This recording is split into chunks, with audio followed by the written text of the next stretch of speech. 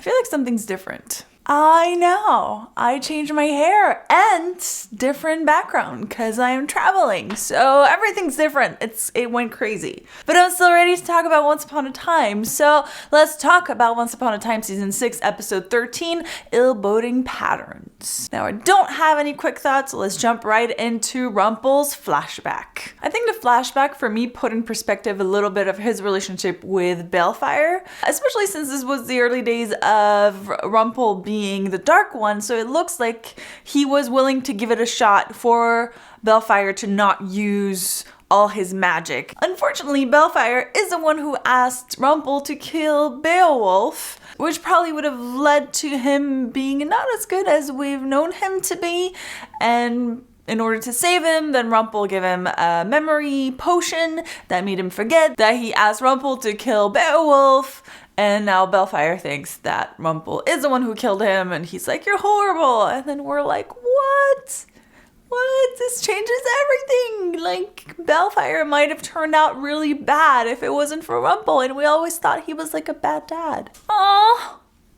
Damn you, Once Upon a Time, for changing how I feel about things. And I think this was actually a really interesting parallel to the story going on now with Rumple's other son, Gideon. So Gideon and Rumple had a few interesting moments in this episode as well, and I'm still very confused about Gideon's thought process in terms of why he wants to kill Emma, because he wants to be the savior and he wants to save his world from the Black Fairy who is evil, and in order to do that, he wants to do evil things himself to other people. Like, I just feel like, no, that doesn't really work. Even if you think you're doing it for a good cause, I just feel like his priorities are just totally messed up. Which, again, understandably so, because he was raised by the Black Fairy, which probably messed with his head, but I'm still like, yikes. And when Rumple is the voice of reason, you should probably be worried, like, a lot. You're probably not doing something right. If the Dark One is like, yeah, that might not be a good idea, like, that's too dark, you're like, okay, maybe I'm doing this wrong. Although, similar to what he did in the past with Baelfire, Rumple did sacrifice himself, and I would argue he even went one step further in this episode, because he's actually the one who took all of the Blue Fairy's powers in order to rebuild the sword. Whereas for Baelfire, he was forced to kill Beowulf, but then what he did was make Baelfire forget that he had done it. But Baelfire still did it. In this case, he didn't even let Gideon do anything, and he did it for him. And as Belle mentioned, he even tainted his own soul to save more of his son's soul. If that makes sense. Although it's still not really looking great for Gideon. And now he's got the sword, so yeah, Emma's in trouble. Or he's definitely coming after her, so yeah. Now let's move on to Robin of Locksley. So the reason why he stole Regina's box of potions is because he wants to get out of Storybrooke, because he's like, this is not working for me. You're kind of cramping my style. Well, you can tell that Regina is a little bit heartbroken about the fact that he wants to go. She will try and help him to get out of Storybrooke.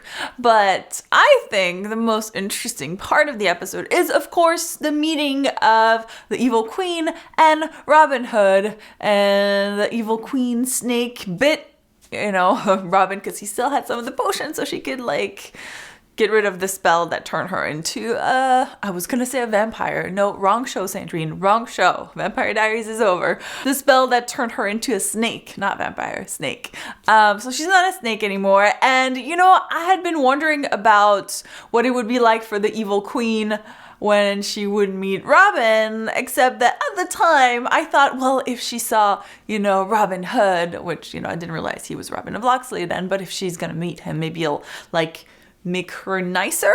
I didn't really expect the other way around to happen, where she's actually gonna be having a bad influence on him. I mean, he's already got his, criminal side, so they're teaming up, the criminal Robin with evil queen. It's just not really working out the way I imagined it in my head. So, but it was fun. It was a fun meeting, and the evil queen is back, so that's good.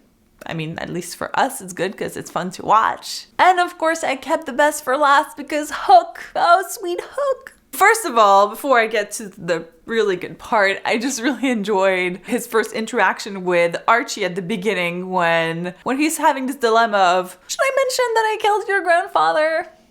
I feel like that's not gonna go over very well. It was a long time ago, you know, I was a different person, didn't know you then. And I love that he tells Archie that he's having this dilemma because it would seem that he is broken. But I think Archie makes a really good point in saying that the fact that you're struggling about this and that you want to tell Emma, even though you know she would never find out, just is proof that you're the kind of person that she would want to be with. Unfortunately, just as he's about to tell her, of course, she just thinks, oh, he's gonna ask me to marry him because I found the ring, and so we got a proposal. That's the good news. We got the proposal. It was really sweet, actually, even though Hook wasn't like really feeling it right away because he's like, well, I was coming here to tell you something else, but okay, so proposal, they said yes. Woo-hoo! Captain Swan is happening. Unfortunately, on the other hand, he didn't actually get to tell her what he wanted to tell her, so that's still kind of looming over his head and over their heads.